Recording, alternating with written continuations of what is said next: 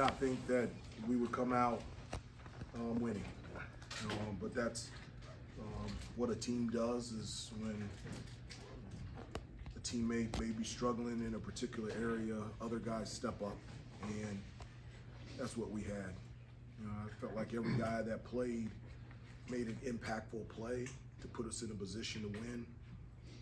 Dontrez gave us 10 unbelievable minutes off the bench. Hit the three, made a free throw, but I thought his defense on Matthew Cleveland was great. We needed somebody big with athleticism, and he was terrific defensively. I thought Seth Trimble came off the bench and took care of the basketball. He gave us another ball handler to handle Florida State's pressure, and Pete stepped up, 10 rebounds, and Leaky, his ability to score, rebound, and also the job that he did on Green was really good. So other guys stepped up. Sorry, another strange stat. I think 12 of your first 14 field goals were threes. Was this an issue? The guys, they were hot, so they were looking for a little bit more, or just taking what was there? No, you had to take what was there. One of the things that we talked about with Florida State defensively, they switch everything, and they have such great length and athleticism that when we drive, all their defenders kind of converge in the lane, and so what was going to be available was that outside shot. Look, it is what it is. Prior to these last 3 games, and I don't know where we are now, but I mean, statistically, we're the worst 3-point shooting team in the ACC, so teams have been packing it in and having multiple guys in the lane and making us shoot the ball from the outside at times. And I've said before, at the end of the day, we're going to have to knock down some perimeter jump shots, and over the last couple games, we've been able to do that. How pleased were you with the guys' recognition of finding the open? Very proud of them. Very proud of them. It's not as easy as you think to be able to find those open players with, because Florida State, they do a really good job of getting steals and deflections and make it difficult to be able to make that type of play. And so for our guys to be able to do that outside of, I felt like we had 8 turnovers like in the first part of the first half. After that, I felt like we settled down and we started making the easy play consistently, and then that's when our shots started to fall. Hubert, what kind of confidence do you think this team is playing with right now? With some, really good confidence.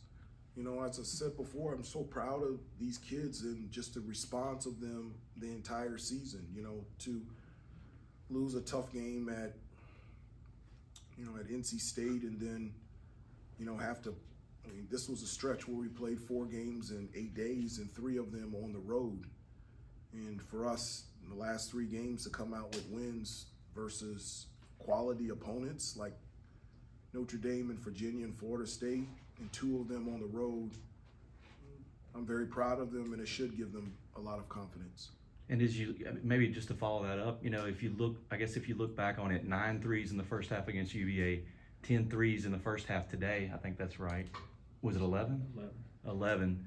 I mean, maybe getting through that struggle at Notre Dame untracked them a little bit? Maybe. I don't know. They're 18, 19-year-old kids. I have 3 kids, 20, 18, and 16, and sometimes I don't know what they're thinking. And so, but I feel like every game I can see their confidence building. I felt like at the beginning of the game against Notre Dame, as I look back, it wasn't a lack of energy and effort. I thought they were playing tight. Yeah.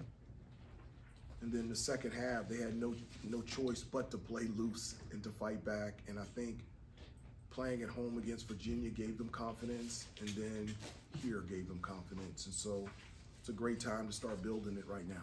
Was Pete one of those guys that was really playing tight there for a stretch? And how loose and confident is he playing now? I think he's playing very loose right now. I think he's extremely comfortable out there on the floor on both ends. Offensively,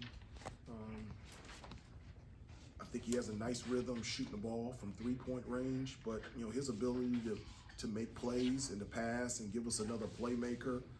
I think he's rebounding better, and I really feel like he's starting to hit his groove and feel really comfortable out there on the floor. Take a couple more so we can get Coach Hamill in. Hubert, what does it say about the growth, I guess, the maturity of this team to come in short turnaround situation and to have the kind of first half that you had, just to kind of, you know, the anti-Notre Dame first half to jump on them quick? You know, I was very pleased with their response. You know, it is a quick turnaround. You know, you have a tough and an emotional game and win against Virginia, and then, you know, having 1 day prep for a team that you never played the entire season and to have to go on the road is very difficult. And so for us to use yesterday as a day just to rest physically, but also to mentally prepare for what we were going to play against tonight, and then come in to shoot around and really lock in about the things that we wanted to accomplish on both ends of the floor, and to be able to put that out there in the game is really good.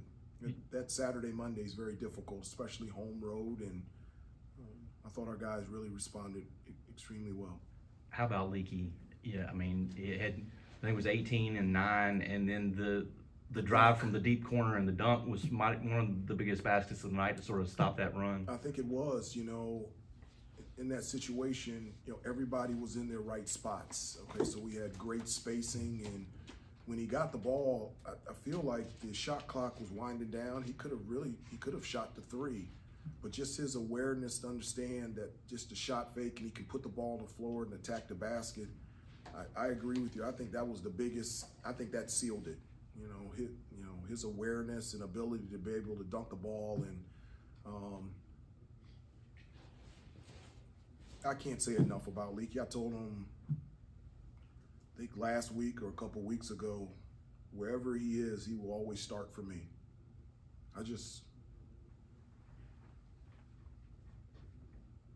He's just the type of kid that you want to coach and you want out there on the floor, and I love him very much. Take one more, please. Did the lemon Oreos make the road trip? You won't believe this. Okay, you won't believe this one. Yes, I went to Harris Teeter yesterday to go get him some more. So I left him in the office because he hadn't finished the ones that I gave him. We get on a flight, we get here to Tallahassee, we check into our hotel, we get into the lobby, and at the front desk, there are 20 to 25 boxes of lemon Oreo cookies. I still, right now, have no idea who sent them, but there were boxes, 20 to 25 boxes of lemon Oreo cookies right there on the front desk in the lobby. And so, yeah, they came. I don't know who sent them. I didn't send them. You traveling yet? Huh? Have you traveling yet? No. I told You you. gotta let us know when you do. Yeah, he's scared to. Yeah, I'll try. You know, maybe I'll try tomorrow. We don't play again until Saturday, so if I get sick, I'll still be at the game on Saturday, so it'll be great. But yeah, there was 20 to 25 boxes waiting for us in the lobby, and still I have no idea who sent them there. Steve, What was the reaction as y'all walked in and saw 20 to 25 boxes of Oreo? Everybody's mouth was wide open. They couldn't believe that they were there. Everyone's trying to figure out who sent them, and they just couldn't believe it. And they were like, well, how did they know? And I said, I mentioned it at a press conference, and they were all over the lobby. I mean, it was just, so a week and a half ago, I'd never heard of lemon Oreo cookies. Now I see them every day. And so when I try them, I'll let you know, okay? Thank you, They Coach. said they're Thanks, great. everybody. We'll let Coach get in here.